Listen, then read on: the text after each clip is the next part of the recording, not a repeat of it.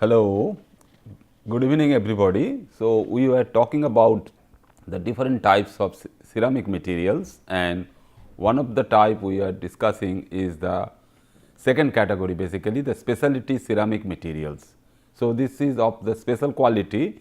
So, it can have also two different types, one is the coarse type and another is the fine type. And within this coarse variety, we have again subdivided into two, like that porous and the non-porous part.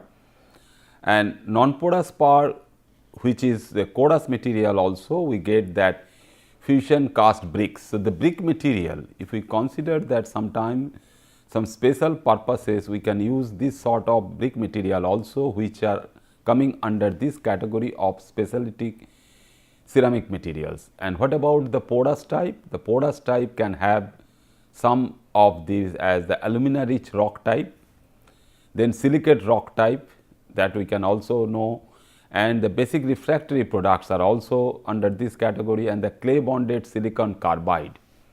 So, if we have some amount of clay in it, and also the silicon carbide material can also be of this type. Then going to the other side, that means the fine variety. So, fine variety can have also two types, the porous type and the non-porous type, and under porous type it has different types of pores of different sizes. It can be used as the insulation material or the filter material.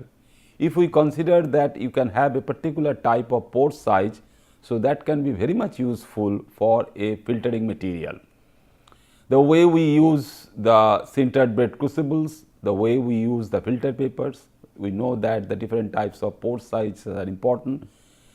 Even if we know that the different types of filter papers what we use, the different types of filter paper can also give us the corresponding filtration efficiency regarding the particle size what are there in a precipitate or some other material which we are trying to filter out. So, for the non-porous, which is a little bit of other type where the porous thing is not there, we simply use some of them as the typical oxide ceramics.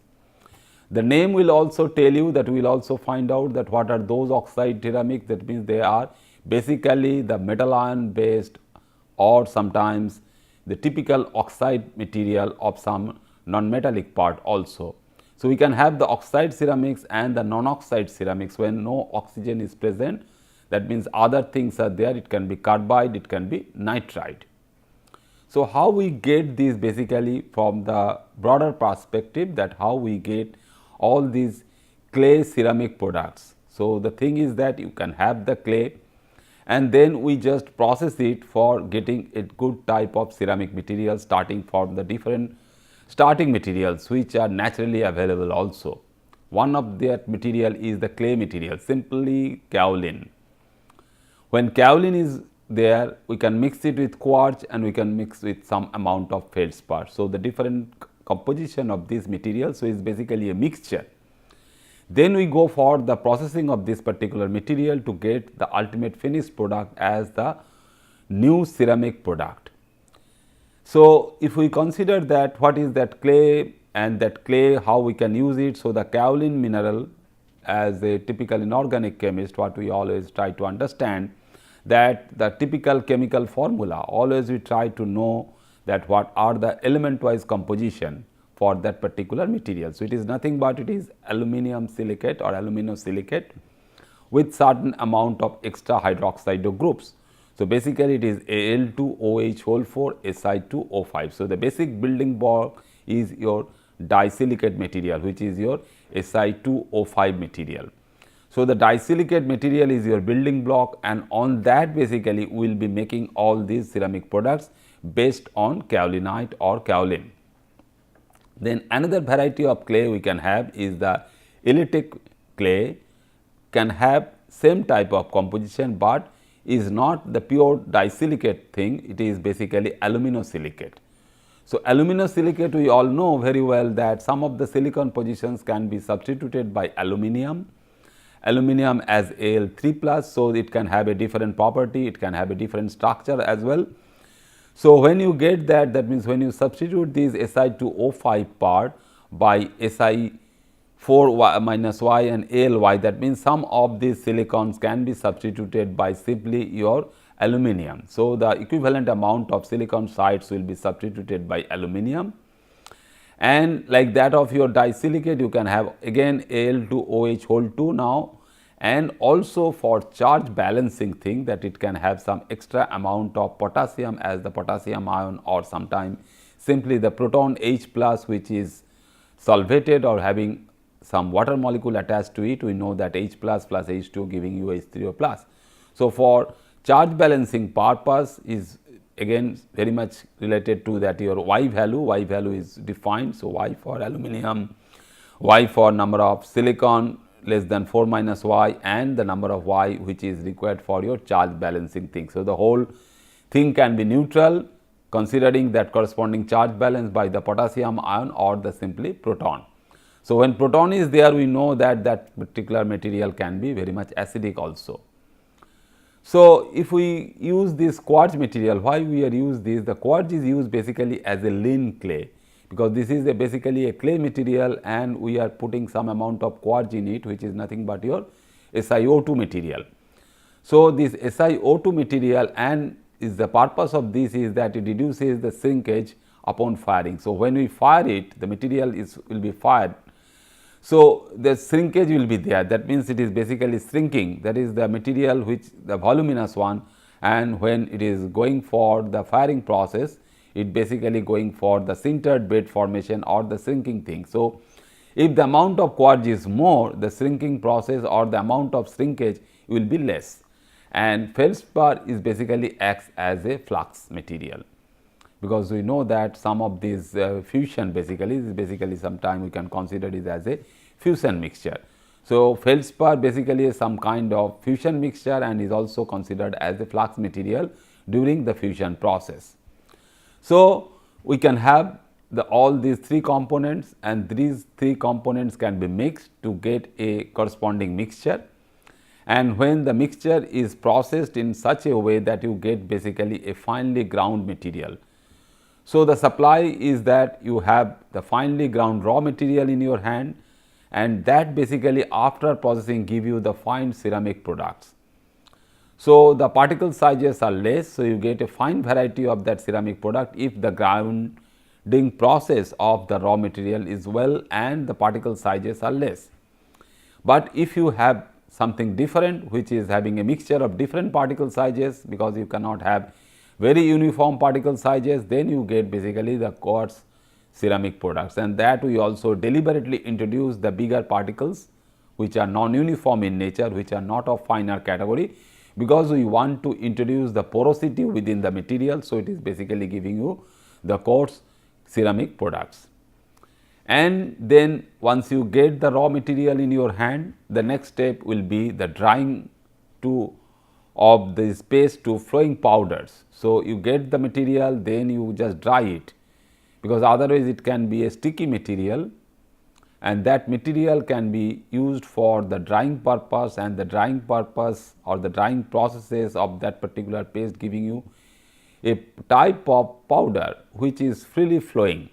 So, the free flowing powders we can have, and we basically to get that free flowing powder we basically use the spray drying.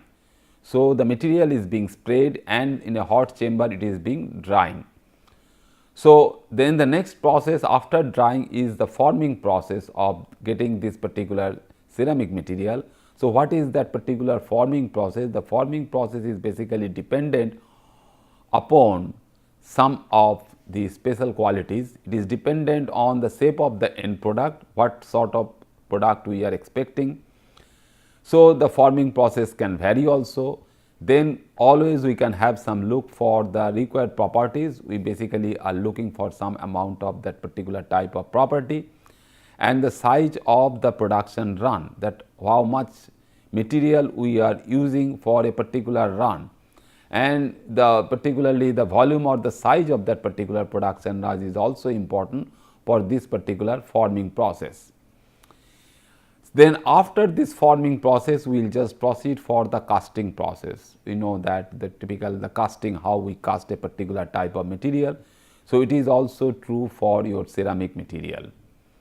So, we can have a good particular type of mold or particular type of template in our hand, and the casting is being done of 3 different categories. The first one is basically is known as solid casting process, and in that solid casting process either it can be a plate like or sheet like thing, or it can be a 3-dimensional one, and we basically, depending upon your mold or the template, we basically go for the casting process in a particular way that we put the material from the top. Then this variety, that can be a solid block, or sometimes we can go for this hollow block also. The hollow casting is there. If it is in a 2-dimensional sheet, you get the middle portion as the hollow space. So, the inner shape corresponds to the outer shape. So, the type of inner shape what you can have. So, on coating on all these positions, you can get this particular one as the hollow casting process, and the third category is your cored casting. Again, you can have a different shape of the inner mold, then inner shape corresponds to the core also, and based on that particular core, where you have this particular core, the circular thing, this is there, this is this particular sectional view of this particular casting, and the sectional view will tell you that you can have a cored casting process for them. Then we get for the corresponding plastic forming process. Then plastic forming process is nothing but is based on the plasticity of water containing clay ceramic paste. So, what we can have? We can have the clay material, we finely grounded it, and the powder material is mixed with water, and then we can have mixing of that material giving you a paste. So, the control of addition of water, how much amount of water we put, that will dictate or that will consider the quality of that paste, and based on that plasticity, because that particular paste can have a particular plasticity, and we can monitor or we can measure the plasticity of that particular paste also. In the form of the potter's wheel, as we know that the potters made that particular pots, the earthenware pots, the clay pots, what we know that it will be there, and the paste is basically the clay paste or the clay material mixed with water is poured on this. This is therefore the oldest known sort of forming process. So, this particular one is a typical example like that of your potter's wheel. We know is a very old knowledge basically that can be utilized for that particular process, and which can be used for your forming process, and the material, since the material is present in a particular type of plasticity, that is why it is known as plastic forming process. Then other one can be a powder processing process. So, powder pressing process is that when we can utilize for simple geometric form, that means the shapes are known with some geometrical object, geometrical variety you can have, and long production runs. So, the run time for that production is long one, then we can use this powder pressing process, and is isostatic pressing process, which can produce the molded articles with a very uniform density distribution. So, this particular pressing process, which is isostatic. So, this is basically a same static process, isostatic process, and this particular isostatic pressing process giving the molded articles which are utilized for the mold with a very uniform density distribution, because one part cannot be a very high dense one and another part is the low density one. So, the uniform mixing is also very useful, and that uniform mixing is basically giving you a corresponding utilization for your powder pressing process. So, these are the different forms of this forming process and the pressing process, which then can follow for the formation of the next step of the getting ceramic is your firing. So, once we have this material, we have this molded one like that of your the potters make the different earthenware pots for us, and that is then introduced for the typical firing process. and in that particular firing process what we get there is that your typical firing of the ceramics. So, what we get there during that particular firing of clay ceramic products we can have. So, is basically wet till, and the physiochemical processes can take place at that particular time depending on some of the different types of these things. That means, how we get these particular thing, that during the firing process the formation of mullite flakes and cristobalite. So, the crystals basically the mineralization form what we get basically during the firing process basically, because this evaporation is taking place, then high heat treatment basically changing the material from one form to the other, and the two typical mineral variety we know that one is the mullite variety of flakes and another is the cristobalite. So, these two varieties can take place there while changing the typical character of that material or its physiochemical behavior or physiochemical property. Then as we have seen that basically the feldspar is basically the flux material. So, the melting of the feldspar can also take place, and during the molten feldspar it takes basically all the other material in it, and such that at very high temperature you get some uniform slurry material, and that slurry material is being then subjected for your firing process. Then at this time basically that other variety which is your quartz. So, the quartz can also go for your dissolution in this molten state. So, basically whatever we are handling, the way we mix in the chemistry laboratory the solid sample, then we put some solvent or other variety of in it, we basically mix it to get the solution. But when we do that particular reaction in the solid state, basically it is nothing but your typical solid state high temperature solid state synthetic process. So, at high temperature when everything is in the molten condition, the managing of all these material, all these parameters will be sometimes very difficult. And also we know at what particular temperature feldspar is in the molten state, your silica and your quartz is also in the molten state. Then if we go for, that means that lowering of the temperature, that means something will come out definitely as in the solid form. So, the formation of the crystals in the mullite flakes, basically the formation of the mullite flakes, the first variety is then taking place as a typically needle shaped mullite material. The way we know that when a saturated solution is there and saturated solution has high temperature, if you allow to come it to the room temperature or if we cool down to a room temperature, the extra material which is not there, which is not allowing for their sufficient solubility of that particular temperature, we get back the excess solid amount as the small crystals. This is the basic fundamental theory behind it for the crystallization process. So, similarly with the temperature variation in the molten state also, whatever is generated out of this step is that your needle step mullite material. So, the reaction what is being taken out from there is that what we have seen that this particularly kaolinite or the kaolin material we have seen is the disilicate one, which is having the building block of your Si2O5, and that Si2O5 during that particular firing process we know that that has been converted to the metakaolinite. So, the metakaolinite is basically is a aluminosilicate structure having a particular type of aluminosilicate structure with the removal of some amount of water molecules over there. So, Al2O3 dot 2 SiO2 is the basic formula of that particular material, but it is a endless three-dimensional structure where the networking is there for SiO4 unit, the tetrahedral SiO4 unit and the aluminate unit, which are entangled for a three-dimensional structure which is similar to that of metakaolinite. Then this particular one through the formation, so the metakaolinite then at a other temperature, at other higher temperature, it can give you the alumina, the gamma variety of your alumina material. So, basically if we are taking that, so alumina as well as silica is getting separated out of that particular metakaolinite variety. Then the final thing, that means the step number 4 basically, and what we have seen that then the formation of mullite flakes as well as the cristobalite thing. So, the first part, so you can have that means Al2O3. So, the gamma form of this Al2O3 then is mixed, that means the further amount of SiO2.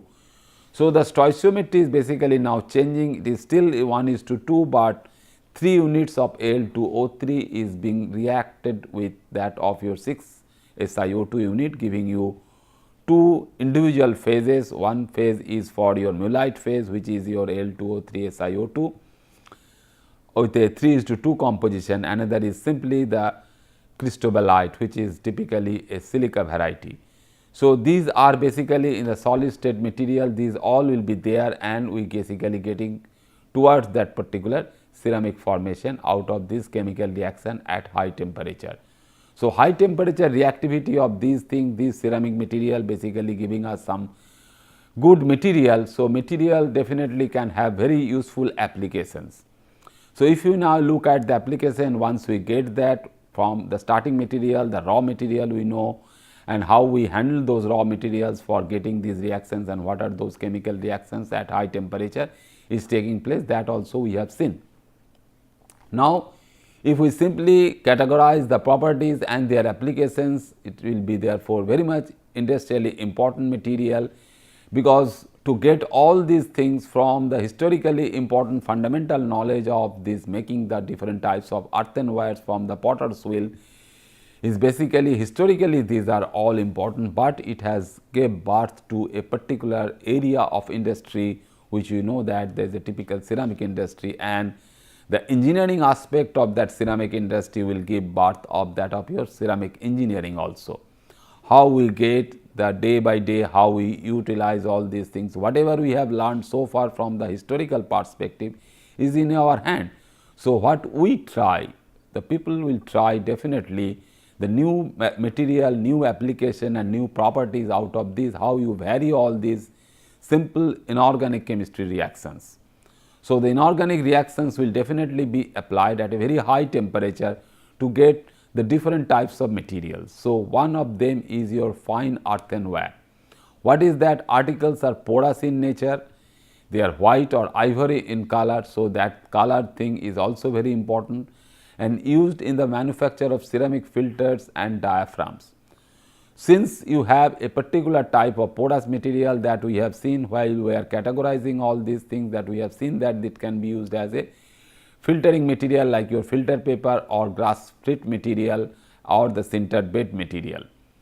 So, it can be your ceramic filter or the typical diaphragm. Then we know that the kitchenwares or the household utensil also we can have from out of these earthenwares, and the sanitary wares are also very much useful out of this particular fine type of earthenware. Then another variety which is very much similar to that of your stone variety. So, in that stone variety, what we get, the articles are impervious to water, because it is basically stone, it is stone like structure, stone like material and stone like property. So, it will basically repel the water. So, water will not go inside, that means it is not a porous material, it cannot have some water absorption capacity, and it is also only lightly glazed, because the other material can have higher glazed material and fractured and acid and alkali resistant. Since it is very much a stoneware type of material, because the stone utensils, stone like utensils also we know that how we make all this. So, the different companies are also making this for our day to day use or some special purpose uses also. So, the material, its corresponding property can also be improved by addition of barium oxide and zirconium dioxide also, that means BaO or ZrO2 like that of our other oxide material. So, what other oxide material along with your alumina or silica, because mostly these are material based on alumina and silica, but we can utilize some other variety of barium oxide or zirconium oxide to make the improved quality such that your acid and alkali resistance power can also be increased. Then the other well known property of that particular material, we know that how we make the porcelain. So, ceramic industry can also give rise to us the different types of porcelain material. So, these porcelain materials, that means the packing of these particles, the finer particles while firing, the corresponding packing of those materials are very dense. This is white in color and is also having a glassy surface. The surface nature is also very much improved. So, it is neither porous nor a stone like impervious in nature, but it is typically a glassy, and you can have a very thin walls and which is translucent and used in dental ceramics also.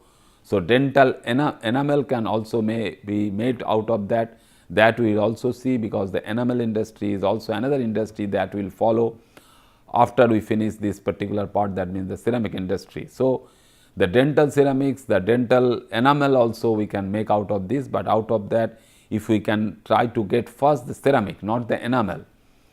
So, the dental ceramic can also be made. So, is the initial casting of the dental surface is done by the dental ceramic, then that uppermost crust can also be given by out of that our fluorapatite type of material, which is your typical dental enamel.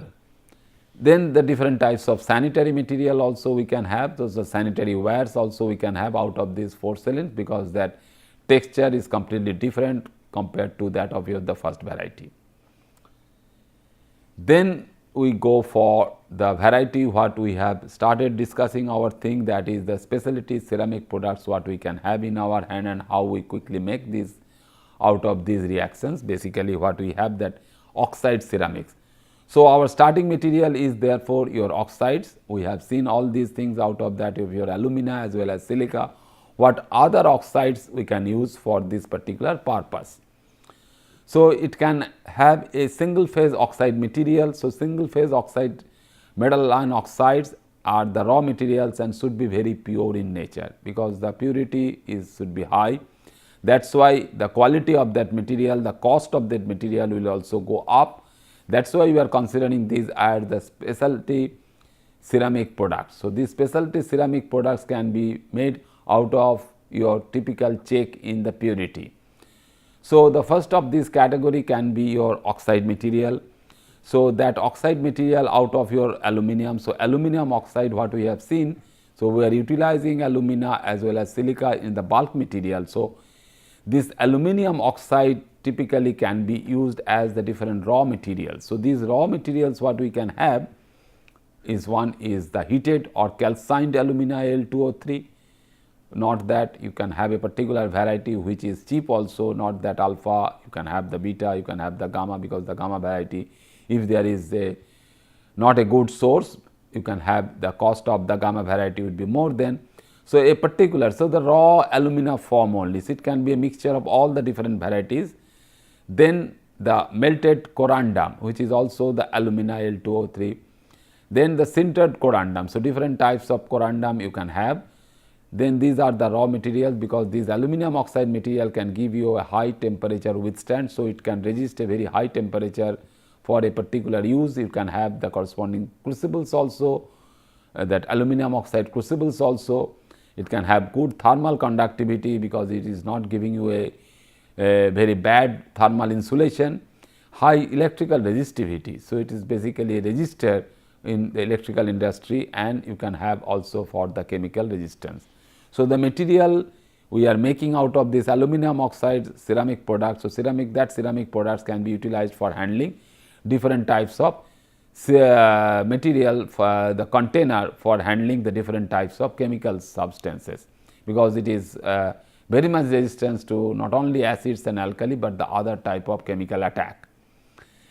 For making the corresponding zirconium oxide based specialty ceramic products, we will use the zircon, which is zirconium silicate, and we can apply it for furnace construction. So, special type of furnace we can have, then resistive heating elements and neutron reflectors.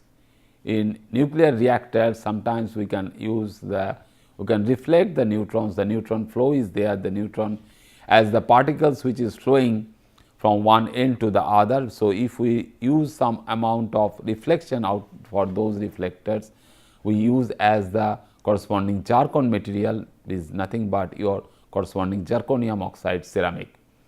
So, the zirconium oxide ceramic can also be utilized. Then we can have the uranium oxide or thorium oxide based specialty ceramic material. So, that basically can give us using that uranium O2, that means UO2 pellets, and are manufactured using the dry pressing process. So, In that particular process, the dry pressing process is giving you the only another variety or specialty variety of that uranium based or the thorium based material.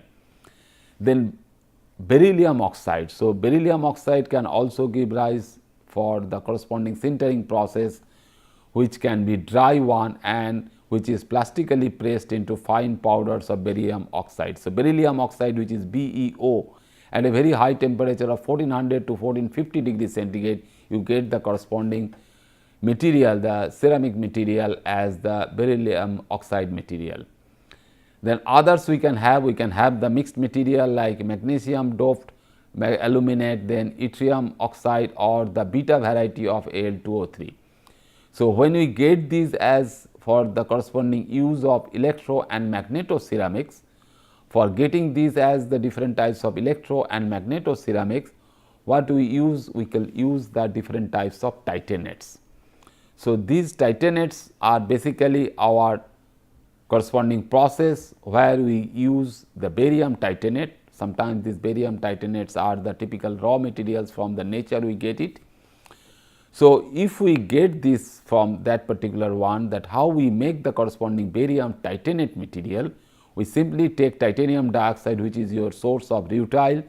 So, rutile is a fine white powder which is naturally available also, which is the most important titanium ore basically. So, that titanium ore as your rutile material. So, the rutile material when it is burned in presence of your barium carbonate, we get the barium titanate, that means the barium salt of that titanate. So, these titanates are utilized for electro and magnetoceramic material, and carbon dioxide will be removed, and these are very useful material in electrical industry or the magneto-electrical industry also, because these are dielectrics for the different types of condensers, because the small condenser we make, we know that for the ceiling fans also we use the condensers.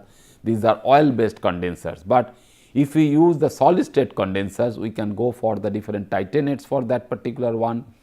Then cold conductors, then piezoelectric applications in microphones and other transducers. That means, single transducing process can be done with the help of making this particular material, which is nothing but your barium titanate. So, you see that oxides you can have, the different types of oxides we can have. Now, the typical titanate. So, it is not a titanium dioxide based material, but it is a titanate one, because titanium dioxide can have two oxygen centers attached to the titanium. If you put more titanium, so you can have a different structure in it. You are putting more oxygen centers around the titanium, and these are like your ferrites and other material is basically the titanates for a different types of applications. Okay. Thank you very much.